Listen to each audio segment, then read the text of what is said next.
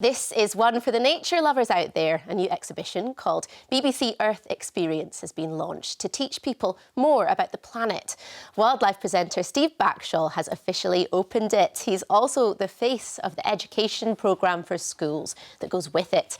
And he joins me now on the sofa. Steve, thanks for coming in. Thank you. Now, tell us more about this experience and why you decided to get involved. So it's the very finest of wildlife footage, but projected onto giant screens, which are angled and tipped and tilted so that when you're walking through them, you feel like you're completely immersed in it. And 1 second you could have an ocean giant, a great whale swimming past you life-size, and the next second a teeny tiny poison dart frog can be projected behind you the size of a London bus, so you can see every bit of its intricacies. It's really quite jaw-dropping. That sounds incredible. Why is it important, do you think, to learn about nature? So people want to protect the things they love. So it's really important for us to encourage them to get involved in nature, to treasure it, because then they're going to want to learn how to protect it. Well, when our Newsround viewers found out that you were coming on, we've had so many questions, so I'll get cracking. Esther asks, what's your favourite animal in the whole world and why? I would say the orca or killer whale, because they are so complex, sophisticated, they have language, they have culture, and the ways that they catch their prey are changing and evolving all the time.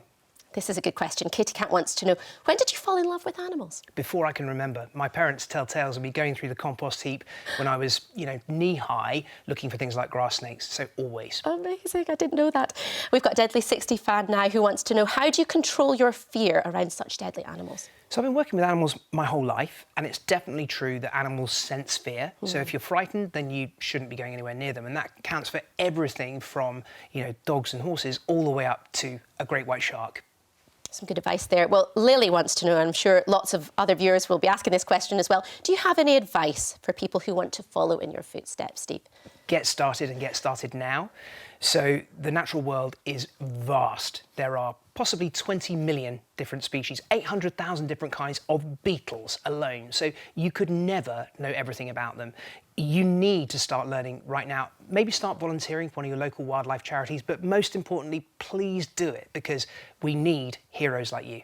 Well, thank you so much for coming in and answering those questions. We will have more on our website, so make sure you check that out too. You're going to stick around a bit after this, aren't you? I am, yes. Lovely stuff. Well, thank you for coming into Newsround. Thank you for having me.